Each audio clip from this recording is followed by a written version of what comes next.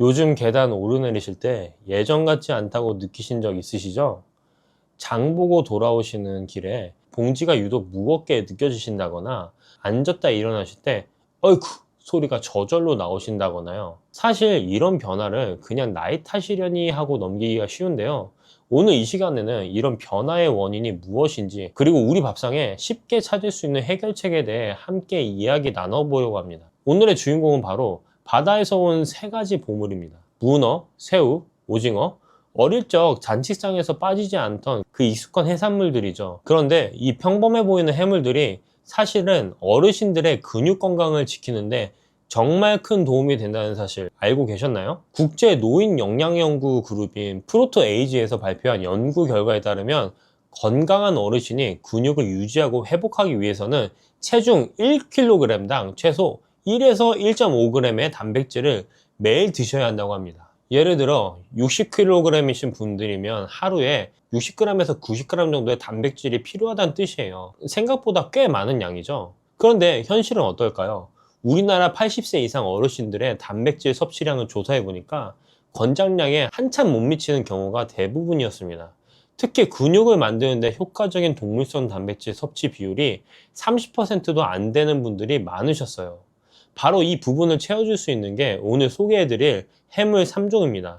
오늘은 문어, 새우, 오징어 이 세 가지 해산물이 왜 어르신들께 특별히 좋은지 차근차근 알아보겠습니다. 각 해물마다 숨겨진 영양 성분과 효능도 자세히 살펴보고요. 이 해물들과 함께 드시면 더 좋은 음식들, 반대로 피하셔야 할 조합도 꼭 알려드릴게요. 그리고 많은 분들이 궁금해하시는 부분, 새우 드시면 콜레스테롤이 올라가지 않냐는 걱정이 있으시죠? 오늘 그 진실도 함께 밝혀드리겠습니다. 또한 해산물 알레르기에 대한 중요한 정보도 꼭 챙겨가셔야 돼요. 성인이 되어서 갑자기 생기는 알레르기가 있거든요. 마지막으로는 어르신들도 맛있게 드실 수 있는 저염식 해물 요리법까지 준비했습니다. 오늘 내용 끝까지 함께 해주시면 내일부터 장 보실 때 해물 코너 앞에서 좀 더 자신 있게 고르실 수 있을 거예요. 나이가 들면 가장 먼저 느끼시는 변화 중에 하나가 바로 근력의 저하입니다. 예전에는 가볍게 들었던 쌀포대가 요즘 들어 부쩍 무겁게 느껴지신다거나 손주 안아주시다가 팔이 후들거리신 경험 있으시죠? 이런 변화들이 그냥 기분 탓이 아닙니다. 의학적으로 이런 상태를 근감소증이라고 부르는데요. 영어로는 사코페니아라고 합니다.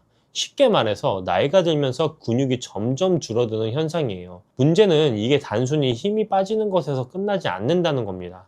근감소증이 생기면 낙상 위험이 높아지고요. 낙상은 골절로 이어질 수 있어요. 어르신들의 골절은 회복이 오래 걸리고 그 과정에서 면역력까지 떨어질 수 있습니다. 그래서 걷는 것도 점점 귀찮아지시고 외출하기도 꺼려지시죠. 움직임이 줄어들면 근육은 더 빨리 빠지고 이게 악순환이 되는 거예요. 그냥 나이 탓이겠거니 하고 넘기시기엔 너무 아까운 우리 몸이잖아요. 그렇다면 왜 나이가 들면 근육이 줄어드는 걸까요? 우리 몸은 나이가 들수록 단백질을 합성하는 능력이 떨어집니다. 젊었을 때는 먹은 단백질을 근육으로 잘 바꿔줬는데 이제는 같은 양을 먹어도 근육이 잘 안 만들어지는 거예요. 그래서 오히려 나이가 들수록 더 많은 단백질을 드셔야 합니다. 여기에 식습관 문제도 겹칩니다. 치아가 불편하시거나 소화가 잘 안 되신다고 부드러운 음식만 찾게 되시죠? 죽이나 면 종류 위주로 드시다 보면 단백질 섭취가 자연스럽게 줄어들게 됩니다. 또 혼자 사시는 어르신들은 요리하기 번거로우셔서 간단히 때우시는 경우도 많으시고요. 운동량이 줄어드는 것도 한몫합니다. 무릎이 아프시거나 허리가 불편하시니까 움직이기 싫으시죠? 하지만 근육은 안 쓰면 더 빨리 빠집니다. 이렇게 영양 부족과 운동 부족이 동시에 작용하면서 근감소증이 점점 진행되는 거예요. 바로 이럴 때 도움을 줄 수 있는 게 양질의 단백질 섭취입니다. 그 중에서도 해물은 정말 좋은 선택이에요. 소화가 잘 되면서도 단백질 함량이 높거든요. 이제 본격적으로 문어, 새우, 오징어의 각각의 좋은 점을 살펴보겠습니다. 먼저 문어 이야기부터 해볼까요? 우리 조상들은 문어에 굴얼 문자를 붙여서 문어라고 불렀습니다. 머리가 크니까 똑똑할 것이다. 먹물을 뿜으니 글을 쓸 줄 안다고 생각하셨나봐요. 그래서 경상북도 영주 같은 선비의 고장에서는 제사상이나 패백에 문어가 꼭 올라갔다고 합니다. 문어 100g에는 단백질이 18g이나 들어있어요. 마른 문어는 무려 72g입니다. 그런데 문어의 진짜 보물은 타우린이에요. 문어의 타우린 함량은 우유의 5배, 소고기의 15배에 달합니다. 타우린은 간세포 재생을 돕고 독소 배출을 촉진해서 피로 회복에 정말 좋습니다. 또 콜레스테롤을 낮춰주고 혈압을 정상화하는 데 도움을 줍니다. DHA와 EPA 성분도 풍부해서 기억력 향상과 치매 예방에도 효과가 있고요. 재밌는 사실 하나 알려드릴게요. 문어의 심장은 하나가 아니라 3개입니다. 하나는 몸통에서 산소를 공급하고 나머지 둘은 아가미와 다리에 피를 보내죠. 그리고 문어의 피는 파란색이에요. 헤모시아닌이라는 물질 때문인데 우리 피에 있는 헤모글로빈과는 다른 성분이거든요. 다음은 새우입니다. 새우 역시 100g당 18에서 19g의 단백질을 함유하고 있어요. 칼로리는 90에서 106칼로리로 낮은 편이고 지방은 1%도 안 됩니다. 고단백 저지방의 대표 식품이죠. 새우에서 주목할 성분은 아스타잔틴입니다. 새우를 삶으면 빨갛게 변하잖아요. 그 빨간색이 바로 아스타잔틴이에요. 비타민 E보다 500배나 강한 항산화 작용을 합니다. 노화 방지와 염증 완화에 정말 좋아요. 셀레늄도 풍부해서 면역력 강화와 갑상선 기능 유지에도 도움이 됩니다. 많은 분들이 새우의 콜레스테롤을 걱정하시는데요. 최근 연구 결과를 보면 크게 걱정하지 않으셔도 됩니다. 새우에는 트랜스 지방이 없고 포화지방산도 낮거든요.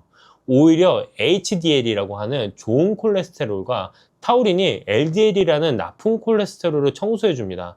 문제는 새우 자체가 아니라 조리 방법이에요. 튀기거나 버터크림을 많이 쓰면 그때 콜레스테롤이 문제가 되는 거죠. 마지막으로 오징어입니다. 오징어는 타우린의 제왕이라고 불려요. 마른 오징어 표면에 하얗게 묻어있는 그 가루 아시죠? 그게 바로 순수 타우린입니다. 오징어의 타우린 함량은 다른 어패류의 2배에서 3배에 달합니다. 오징어 100g에는 단백질이 약 19g이 들어있고 마른 오징어에는 무려 67.8g이 들어있습니다.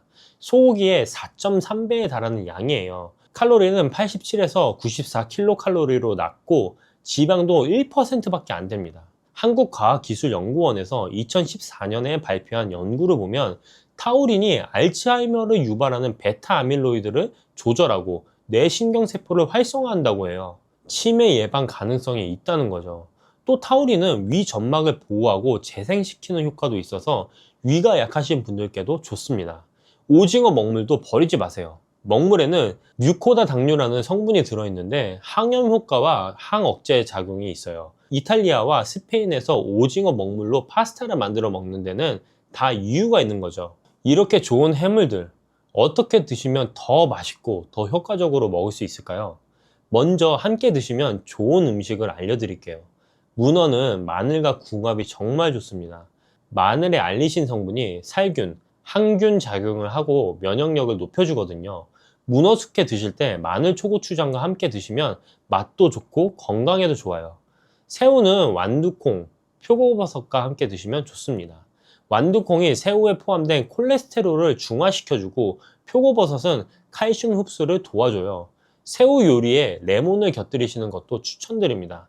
상큼한 맛이 입맛을 돋우고 산성과 알칼리성이 조화를 이루어 균형 잡힌 영양식이 됩니다. 아욱국에 보리새우 넣어 끓이시는 것도 좋아요. 아욱국에 부족한 단백질과 필수 아미노산을 새우가 채워줍니다. 오징어는 당근과 함께 볶아 드시면 좋습니다. 오징어에는 타우린이 풍부하지만 비타민 A가 부족하거든요. 당근이 그 부분을 보충해 줍니다. 조리할 때 팁도 알려드릴게요. 문어는 삶는 시간이 중요합니다. 57도 이상에서 질겨지기 시작하거든요. 하지만 40분에서 1시간 이상 장시간 조리하면 콜라겐이 젤라틴으로 변해서 다시 부드러워져요. 간단하게는 무와 함께 삶거나 무즙을 바르시면 훨씬 부드러워집니다. 자숙문어는 이미 삶은 거라서 30초만 데치시면 됩니다. 오래 삶으시면 오히려 질겨지니까 주의하세요. 드시는 양은 일주일에 2번에서 3번 정도가 적당합니다. 한 번에 너무 많이 드시는 것보다 꾸준히 드시는 게 좋아요. 운동 후에 단백질을 드시면 근육 합성 효과가 더 높아진다고 하니까 가벼운 산책 후에 해물 반찬 드시는 것도 좋은 방법입니다. 치아가 불편하시거나 씹기 힘드신 분들은 해물을 잘게 다져서 죽으로 끓이시거나 스튜 형태로 부드럽게 조리하시면 됩니다. 저염식 해물탕 레시피 하나 알려드리겠습니다. 다시마 멸치로 육수를 우리시고 물을 나박썰기해서 넣으세요. 고춧가루와 국간장은 평소에 절반만 넣으시고 대신 레몬즙을 한 큰술 넣으시면 짠맛을 대체할 수 있습니다. 콩나물과 무에서 시원한 맛이 나니까 소금을 많이 안 넣으셔도 맛있습니다. 오징어와 새우를 먼저 넣어서 3분간 끓이시고 자숙문어는 마지막 30초에만 넣어서 살짝 데치세요. 두부를 함께 넣으시면 식물성 단백질도 보충됩니다. 이렇게 좋은 해물들이지만 몇 가지 조심하셔야 할 점도 있습니다. 이 부분을 꼭 기억해 두세요.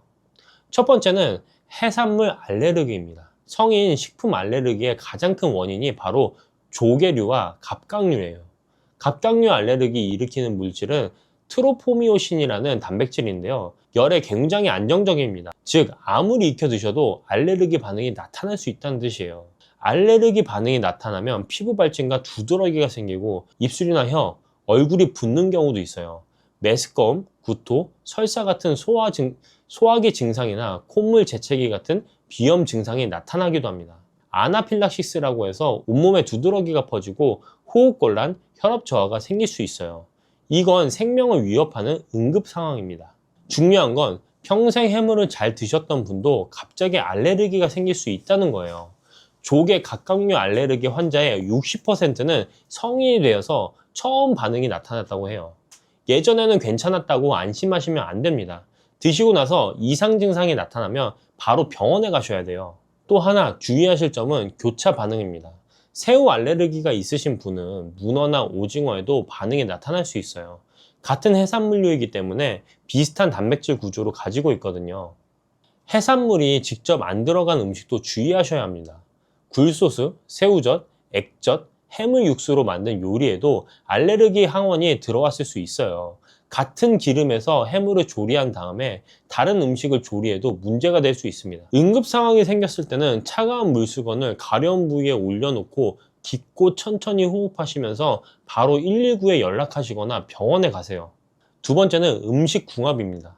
문어와 고사리는 함께 드시지 않는 게 좋아요. 문어는 단백질이 많고 조직이 단단하고 고사리는 섬유질이 많아서 둘 다 소화가 어려운 편이거든요. 위장이 약하신 분이 함께 드시면 소화불량이 생길 수 있습니다. 오징어와 마른 나물도 같은 이유로 함께 드시지 않는 게 좋습니다. 둘 다 소화가 어려운 식품이라 위에 부담이 될 수 있어요. 오징어는 강한 산성식품이에요. 그래서 알칼리성 채소와 함께 드시는 게 좋습니다. 위궤양이나 십이지장 궤양, 소화불량이 있으신 분들은 오징어를 과다 섭취하지 않도록 주의하세요. 세 번째, 과다 섭취입니다. 아무리 좋은 음식도 지나치면 독이 될 수 있습니다. 해산물도 마찬가지입니다. 일주일에 2번에서 3번 정도 적당한 양을 드시는 게 좋습니다. 네 번째는 약 드시는 분들입니다. 혈압약이나 다른 약을 복용 중이신 분들은 해산물 섭취 전에 전문의와 상담하시는 게 좋아요. 특정 성분이 약물과 상호작용을 일으킬 수 있거든요. 마지막으로 신장 질환이 있으신 분들은 해물의 과도한 섭취를 피하셔야 합니다. 단백질 대사 과정에서 신장에 부담이 갈 수 있기 때문이에요.